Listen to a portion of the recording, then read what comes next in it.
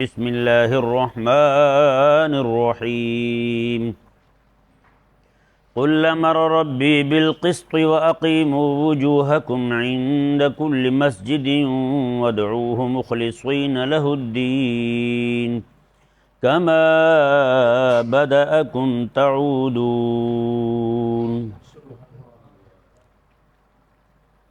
اللہ تبارک و تعالی نے ارشاد فرمایا، قل حبیب آپ فرما دیں، امر ربی میرے رب نے مجھے حکم دیا ہے بالقسط انصاف کا، ہر طرح کے معاملے میں عدل اور انصاف کا حکم دیا گیا، چاہے وہ انسانوں کے حقوق ہوں، چاہے وہ اللہ تبارک و تعالیٰ کے حقوق ہوں، ہر ایک مقام پر انصاف کرنے کا حکم دیا گیا۔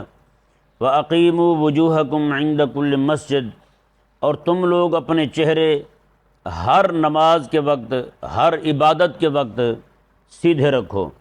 وَادْعُوهُ مُخْلِصِينَ لَهُ الدِّينَ، اور صرف اسی کو پکارو، اس کے لیے دین کو خالص کرتے ہوئے۔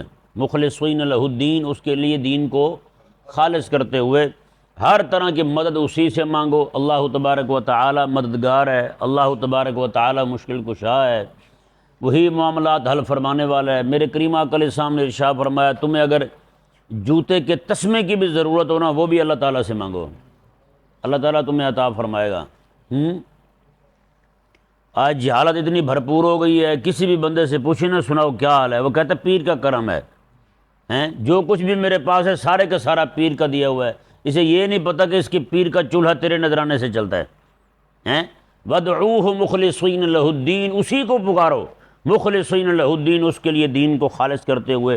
عبادت بھی اسی کی کرنی ہے، کیونکہ یہ لفظ جو ہے نا ادعو، اس سے عبادت بھی ثابت ہوتی ہے کہ عبادت بھی اسی کی کرنی ہے، اور وادعو، اور مدد بھی اسی سے مانگنی ہے، پکارنا بھی اسی کو ہے۔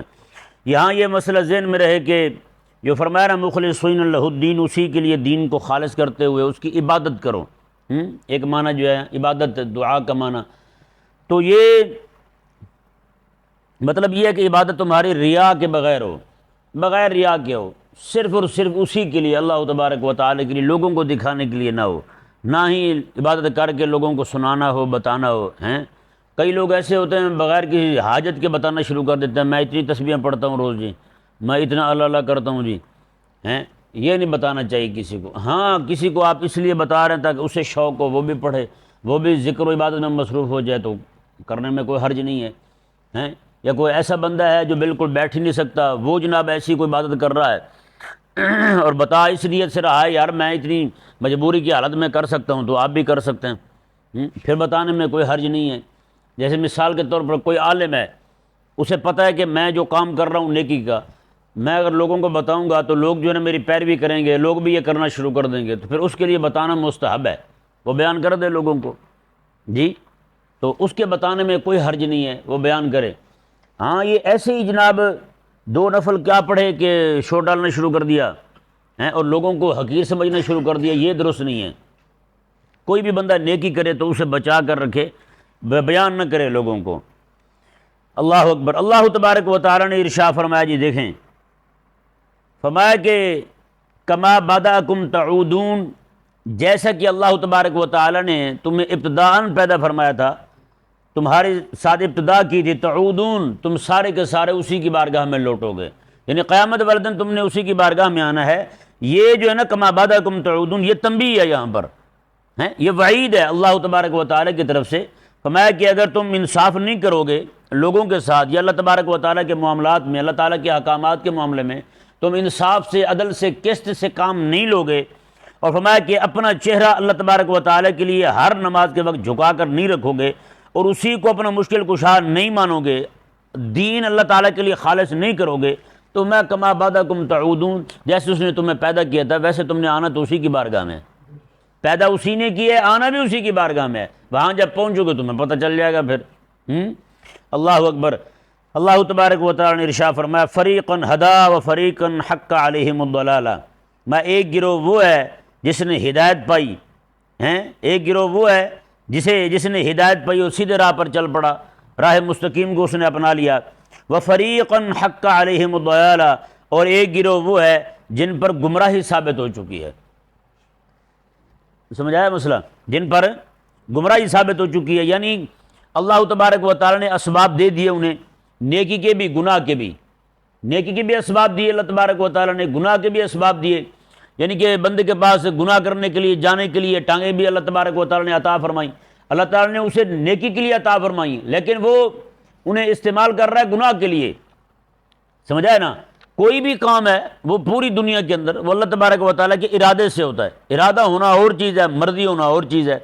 اللہ تبارک و تعالیٰ کی کوئی بندہ ہے وہ گناہ کر رہا ہے، ارادے سے تو ہو رہا ہے اللہ تبارک و تعالیٰ کے، ہیں اللہ تعالیٰ کی مرضی سے نہیں ہے، کہ نہیں سمجھایا؟ اللہ تعالیٰ راضی نہیں ہے اس کے کام پر، سمجھایا نا مسئلہ؟ یہ دونوں میں فرق کرنا ضروری ہے۔ اللہ تبارک و تعالیٰ نے ارشاد فرمایا، آپ دیکھیں جتنے بھی لوگ ہدایت پر ہیں وہ اللہ تبارک و تعالیٰ کے ارادے سے بھی ہیں، اللہ تعالیٰ کی مرضی سے بھی ہیں، اور جتنے لوگ گناہ کے راستے پر ہیں یا گمراہی کو اختیار کر چکے ہیں وہ سارے کے سارے لوگ جو ہیں وہ اللہ تبارک و تعالیٰ کی مرضی سے نہیں چل رہے، ارادہ ضرور ہے اللہ تعالیٰ کا، ارادہ ہونا اور ہے، مرضی ہونا اور ہے۔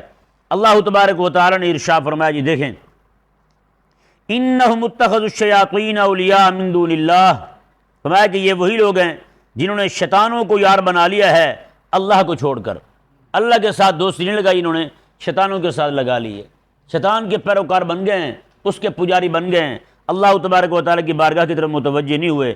اور فرمایا وَيَحْسَبُونَ أَنَّهُمْ مُهْتَدُونَ، اور بڑی افسوسناک بات یہ ہے کہ وہ یہ سمجھتے ہیں کہ وہ ہیں بھی ہدایت پر، ہیں گمراہ، ہیں بے دین، اور سمجھتے ہیں ہم ہدایت پر ہیں۔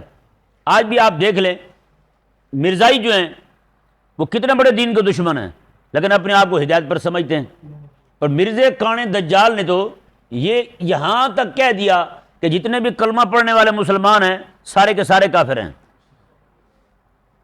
حساب لگائیں، سارے کافر ہیں، یعنی اس کو اپنا کفر ایمان لگا اور مسلمانوں کا ایمان کفر لگا۔ لا الہ الا اللہ محمد رسول اللہ پڑھنا یہ ان کے نزدیک کفر ہے، اور مرزا دجال کے نام پر کلمہ پڑھنا ان کے نزدیک اسلام ہے۔ آپ سوچ سکتے ہیں کہ لادینیت جو ہے یہ کیسے بندے کے اندر سرایت کرتی ہے۔ اب کتنے سارے ایسے لوگ ہیں ان کے نزدیک پھر گندے کام جو ہے نا وہ بھی عبادت بن جاتے ہیں۔ رسول اللہ علیہ السلام کے بعد کسی اور کو نبی ماننا کفر ہے، ان کو اتنا پسند آیا رسول اللہ علیہ السلام کے بعد کسی اور کو نبی ماننا، انہوں نے اسے ایمان ہی مان لیا۔ جیسے کالے ہیں، ان کے نزدیک آقا علیہ السلام کے صحابہ کو گالیاں دینا ثواب ہے، ہدایت سمجھ رہے ہیں نا اسے، ہدایت سمجھ رہے ہیں۔ پوری دنیا کے اندر آج جتنے بھی گمراہ ٹولے بیٹھے ہوئے ہیں وہ اسے عبادت سمجھ کے کر رہے ہیں اور اسی کو ہدایت سمجھ رہے ہیں۔ یہ سمجھ نہیں آ رہا کہ آخر ان کی مت کیسے ماری گئی۔ یہ بھی ذہن میں رہے مسئلہ کہ یہ ان لوگوں کا اس طرح کی حرکتیں کرنا، اس طرح کر کے یعنی کہ کفر کو دین سمجھنا، ایمان سمجھنا، گمراہی کو دین سمجھنا، یہ اللہ تبارک و تعالیٰ کی طرف سے ان پر مار ہے کہ یہ لوگ نہ توبہ کریں نہ راہ ہدایت کی طرف آئیں۔ ایک بندہ زنا کر رہا ہے، نہ زنا کر رہا ہے، وہ بھی گناہ سمجھ کے کر رہا ہے، اسے پتہ یار گناہ ہے، توبہ کرنی رب تبارک و تعالیٰ کی بارگاہ میں، لیکن جو بندہ گمراہی کو دین سمجھنے لگے وہ توبہ کب کرے گا؟ توبہ سے محروم ہو جاتا ہے بندہ، وہ توبہ نہیں کر سکتا۔ وہ کفر کو اسلام سمجھنے لگے توبہ کی توفیق نہیں ہوتی اس سے پھر، الا ماشاء اللہ۔ اللہ تبارک و تعالیٰ نے ارشاد فرمایا جو وَيَحْسَبُونَ أَنَّهُمْ مُهْتَدُونَ ہیں، فرمایا کہ وہ اسے ہدایت سمجھ رہے ہیں، وہ کہتے ہیں ہم تو ہدایت پر ہیں بھائی۔ اللہ اکبر۔ اگلی آیت مبارکہ دیکھیں جی، کیونکہ پچھلی آیات کریمہ میں آپ سن چکے ہیں کہ مکے کے مشرکین جو ہیں وہ کعبہ مشرفہ کا طواف کرتے تھے بے لباس ہو کر، اور اسی کو عبادت سمجھتے تھے، ننگے ہو کر طواف کرنے کو تقوی سمجھتے تھے اور اسی کو ہدایت سمجھتے تھے۔ اللہ تبارک و تعالیٰ نے اس آیت کریمہ کے اندر آیت نمبر 31 میں اہل ایمان کو نماز کے لیے، اپنی عبادت کے لیے زینت اختیار کرنے کا حکم دیا، زینت اختیار کرنے کا حکم دیا۔ یا بنی آدم، اے آدم کے بیٹو، خذوا زینتکم عند کل مسجد، تم اپنی زینت اختیار کرو عند کل مسجد، ہر نماز کے وقت، ہر نماز کے وقت زینت اختیار کرو، خوبصورت لباس پہن کر نماز پڑھو۔ جی یہ حکم آ گیا۔ اب وہ لوگ جو ہیں جو ننگے ہو کر نماز پڑھ رہے تھے وہ اسی کو تقوی سمجھ رہے تھے، اور اللہ تبارک و تعالیٰ کے قرآن سے تقوی کیا معلوم ہوا؟ خوبصورت لباس پہن کر نماز پڑھنا، یہ تقوی معلوم ہوا، یہ تقوی ہے۔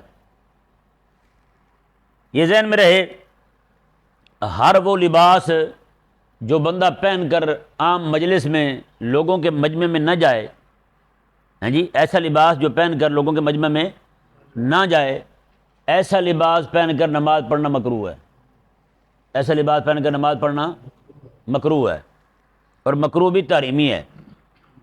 جیسے مثال کے طور پر کپڑے میلے کچیلے ہوتے ہیں ایک بندے کے، اور وہ بندہ جو ہے عام طور پر کپڑے اچھے پہنتا ہے، لیکن میلے کپڑے پہن کے کھڑا ہے، کام کر رہا ہے، اور کام کے کپڑوں میں ہی نماز پڑھ لیتا ہے، تو یہ نماز پڑھنی مکروہ ہے اس کے لیے۔ جیسے مثال کے طور پر میں ایک مسئلہ اور بیان کرتا ہوں آپ کے سامنے، کریم آقا صلی اللہ علیہ وآلہ وسلم کے صحابہ کرام علیہ رضوان کے پاس اتنے کپڑے نہیں ہوتے تھے، ایک ہی تہہ بند ہوتی تھی، ہاں جی، مسجد میں جو صحابہ کرام بیٹھے ہوتے تھے آقا علیہ السلام کے پاس، جن کی تعداد گھٹتی بڑھتی رہتی تھی، ان میں سے اکثریت جو ہے وہ ایک ہی چادر ہوتی تھی ان کے پاس، جو باندھی ہوتی تھی نیچے، کپڑے نہیں ہوتے تھے، انہی کپڑوں میں وہ آقا علیہ السلام کی بارگاہ میں حاضر ہوتے تھے، انہی کپڑوں میں وہ نماز پڑھتے تھے۔ اب ان کے لیے ایک کپڑے میں نماز پڑھنا کوئی مکروہ نہیں تھا۔ آج ہمارے پاس کپڑا موجود ہے، ہر شے موجود ہے، آج کوئی بندہ صرف دھوتی پہن کے نماز پڑھتا تو یہ مکروہ ہے اس کے لیے، ایک تہہ بند باندھ کے نماز پڑھتا یہ مکروہ ہے اس کے لیے، جبکہ ان کے لیے جائز تھا، نماز ان کی بالکل ٹھیک تھی، ہمارے لیے مکروہ ہے۔ آج کئی سارے لوگ کیا کرتے ہیں، گرمیوں کے دن ہے نا، نیچے تہہ بند باندھا ہوا ہے، اوپر صرف بنیان پہنی ہوئی نماز پڑھ لی، یہ نماز مکروہ ہے۔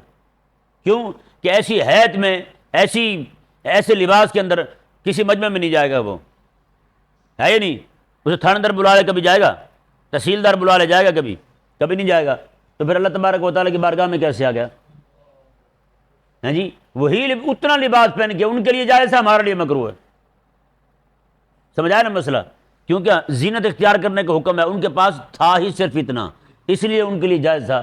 آج ہمارے پاس جو ہے وہ مجمع میں جانے کے لیے تو بڑے قیمتی لباس ہیں، اللہ تعالیٰ کی بارگاہ میں حاضر ہونے کے لیے ہمارے پاس لباس ہی نہیں ہے۔ حضرت سیدنا شیخ الامام عبد القادر جیلانی رضی اللہ تعالیٰ عنہ نے بہت قیمتی لباس رکھا ہوا تھا صرف رات کی نماز پڑھنے کے لیے، رات کی نماز پڑھنے کے لیے۔ شیخ محقق رحمہ اللہ کا ایک رسالہ ہے، اس کا نام ہے ضیاء القلوب فی لباس المحبوب، فارسی میں ہے، یہ میرے پاس موجود ہے۔ اس کے اندر آپ نے کریم آقا صلی اللہ علیہ وآلہ وسلم کے اماموں کی مختلف قسمیں بیان کی ہیں۔ کہتے ہیں کہ آقا علیہ السلام کے امام جنگوں میں پہننے کے لیے اور ہوتے تھے، گھر میں پہننے کے لیے اور ہوتے تھے، 5 وقت نماز کے لیے اور ہوتے تھے، جمعے کے لیے اور ہوتے تھے، عید کے لیے اور ہوتے تھے۔ اور یہاں تک فرمایا حضرت شیخ محقق نے، آقا علیہ السلام کے پاس جب کوئی باہر سے وفد آتا تھا، ان سے ملاقات کے لیے حضور کا امامہ اور ہوتا تھا۔ حساب لگائیں۔ تو پھر آج ہم نے بھی کبھی اہتمام کیے یار نماز پڑھنے جا رہے ہیں تو اچھے کپڑے پہنے، خوبصورت لباس پہنے؟ تو یہ عموماً جو ہے لوگوں میں سستی پائی جاتی ہے اس حوالے سے۔ میں نے پہلے بھی بیان کیا تھا یہاں پر،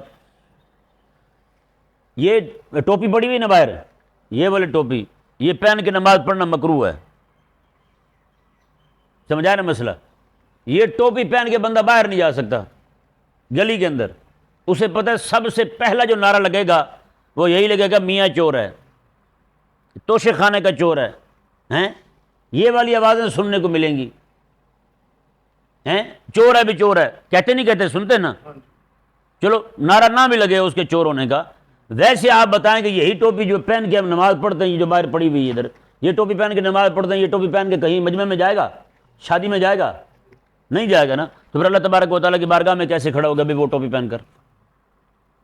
ایسی ٹوپی جو یہاں رکھی ہوتی ہے وہ پہن کر نماز پڑھنا مکروہ ہے، یہ ذہن میں رہے مسئلہ بھائی، یہ ٹوپی پہن کے نماز پڑھنا مکروہ ہے۔ اسی طرح کر کے کوئی ایسا لباس پہننا جو بندہ پہن کے مجمع میں نہ جا سکے، اور ایسی حیت اور صورت بنا کے نماز پڑھنا جو بندہ عام جگہ پہ نہ جا سکے، مکروہ ہے۔ نماز کے لیے اہتمام ہی نہیں ہے۔ کئی سارے لڑکے جو ہیں وہ جناب ایسے ہی صبح صبح بغیر مسواک کیے آ جائیں گے، نماز پڑھیں گے، ہیں ان کے پاس کھڑے ہونے کو دل نہیں کرتا، اتنی بدبو مار رہے ہوتے ہیں، اور وہی جناب جب سکول جانے لگیں گے تو 100 ٹچن کریں گے۔ وہ ہوتا نہیں ہوتا ایسا؟ بھی سکول جانے کے لیے ساری تیاری تم سے ہو جاتی ہے، اور اللہ تبارک و تعالیٰ کی بارگاہ میں کھڑے ہونے کے لیے یہاں جناب اوپر شرٹ پہنی ہوگی، نیچے شلوار پہنی ہوگی۔ میں کہا کیا کنٹراسٹ ہے یار، ہیں کیا جوڑ رکھا ہے تم نے؟ اللہ تبارک و تعالیٰ نے یہاں زینت اختیار کرنے کا حکم دیا، میں کہ یا بنی آدم خذوا زینتکم عند کل مسجد، میں ہر نماز کے وقت تم نے زینت اختیار کرنی ہے۔ کیا کرنا ہے؟ زینت اختیار کرنی ہے۔ ہاں، اللہ اکبر۔ اور میں وَكُلُوا وَاشْرَبُوا وَلَا تُسْرِفُوا، اور کھاؤ اور پیو، وَلَا تُسْرِفُوا، فضول خرچی نہ کرو، کھاؤ اور پیو۔ اس سے کھانا فرض ثابت ہوا، کھانا فرض ہے کہ بندہ بھوکا پھرتا رہے اور جان جو ہے نا اس کی چلی جائے، یہ حرام ہے اس کے لیے۔ کھانا ضروری ہے اس کے لیے، لیکن اتنا نہ کھائے کہ جناب وَلَا تُسْرِفُوا ساتھ ہے، وَلَا تُسْرِفُوا ساتھ ہے کہ اتنا نہ کھائے کہ بندے کو بعد میں اٹھا ہی نہ جائے۔ حضرت سیدنا سامورہ رضی اللہ تعالیٰ عنہ، آپ کو پتہ چلا کہ ان کے بیٹے کا پیٹ خراب ہے۔ آپ نے فرمایا کہ کیوں خراب ہے جی؟ اس نے کہا کھانے میں کوئی بے احتیاطی ہو گئی ہے۔ آپ رضی اللہ عنہ فرمانے لگے اگر تم مر جاتا میں تیرا جنازہ نہ پڑھتا۔ اندازہ لگائیں، تم مر جاتا تیرا جنازہ نہ پڑھتا، اتنا کھا لیا تو نے۔ آج ہمارے ہاں سارا نظام ہی الٹا ہے۔ بندہ جو ہے نا پھل اللہ تعالیٰ نے پیدا فرمائے وہ چھوڑ کے سموسے کھا رہے ہیں، ہے یا نہیں؟ سموسے کھاتے نا، پھر سموسے کھا کے وہ بیمار ہو جاتے ہیں، وہ ہسپتال جاتے ہیں، رشتہ دار پھل لے کے آتے ہیں اس بیمار کے لیے، وہ ہسپتال میں پڑا پھل کھا رہا ہے بیمار رشتہ داروں کو لائے ہوئے، اور وہ رشتہ دار ہسپتال کے باہر بیٹھ کے سموسے کھا رہے ہیں۔ یعنی بات جو ہے وہ سموسے سے چل رہی ہے، سموسے پہ ختم ہو رہی ہے۔ نہیں کرتے ایسے، باہر بیٹھے سموسے پھونک رہے ہوتے ہیں، وہ سموسوں کی وجہ سے یہاں آیا ہوا ہے، تمہارے پھل کھا رہا ہے اور تم باہر بیٹھے سموسے کھا رہے ہو، تم بھی اسی کی تیاری میں ہو۔ یہ ہماری قوم کا حال ہے۔ اللہ تعالیٰ سمجھنے کی توفیق عطا فرمائے۔ کریمہ کا صلی اللہ علیہ وسلم نے ارشاد فرمایا کہ اپنے پیٹ کے نا 3 حصے کرو، ایک حصہ کھانے کے لیے، ایک حصہ پانی کے لیے، ایک حصہ سانس کے لیے۔ اتنا کھا لیتے ہیں بعد میں سانس نہیں آ رہا ہوتا ہمیں، ہوتا ہی ہوتا ایسے۔ ایک حضرت امام زین العابدین رضی اللہ تعالیٰ عنہ کو ایک حکیم نے، کافر تھا وہ، اس نے کہہ دیا، اس نے کہا جی تمہارے نبی صلی اللہ علیہ وسلم نے طب کے بارے میں کیا فرمایا ہے؟ انہوں نے کہا ہمارے نبی صلی اللہ علیہ وسلم نے یہ فرمایا ہے، قرآن یہ آیت مبارکہ پڑھی اور آقا علیہ السلام کا فرمان پڑھا، میں کہ وہ پیٹ کے 3 حصے کرنے والا۔ تو اس نے آگے پتہ کیا کہا؟ اس نے کہا کہ یہاں پہ بقرات جو ہے نا وہ بھی ہوتا نا، میں کہ اس کی بھی طب ساری فیل کر دی ہے تمہارے نبی صلی اللہ علیہ وسلم کے ایک فرمان نے۔ وہ بھی مان جاتا کہ واقعی بات یہی حق ہے، سمجھایا نا؟ بالکل کھانا چھوڑ دینا کہ بندے پر موت کے آثار ظاہر ہو جائیں، یہ بھی حرام ہے، اور اتنا کھانا کہ کھاتے کھاتے بد ہضمی ہو جائے، یہ بھی منع ہے، یہ بھی منع ہے، سمجھایا نا؟ پہلی تو بات یہ ہے کہ کئی سارے لوگ ہوتے ہیں ایسے کہ وہ جناب ان کا کوئی ٹائم ٹیبل نہیں ہوتا کھانے پینے کا، کوئی ٹائم ٹیبل نہیں ہے کھانے پینے کا، جس وقت دیکھا کہیں سے دھواں اٹھا شروع کر دیا، بس کہیں سے جناب کسی نے رومال اوپر کیا، بخارات اٹھے جناب بریانی سے شروع کر دیا۔ اب ہمیں پتہ بھی ہے، حکیموں نے بھی لکھا ہے، انہوں نے کہا یہ جو بریانی ہے نا، کہتے ہیں یہ صرف لذت یہاں تک ہے، آگے وبال ہے سارا۔ لیکن آج ہم میں سے ہر بندہ شوقین ہی بریانی کھانے کا ہے یا نہیں؟ ایسا شوقین ہے ہم تو بھی بریانی کھانے کے اور تیز مثالیں کھانے کے۔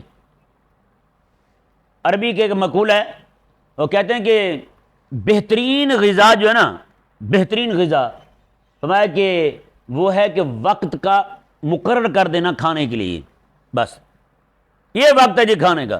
حضرت سیدنا عمر رضی اللہ تعالیٰ عنہ، اور کھانا بھی ایک کھانا ہے، حضرت عمر رضی اللہ تعالیٰ عنہ جو ہے آپ کھانا کھا رہے تھے، کھانے کے بعد جو ہے نا کسی نے میٹھا آ کے دیا، میں طعام بعد طعام، وہ کھانے کے بعد پھر کھانا لے آئے ہو، یہ کیا کیا تمہیں؟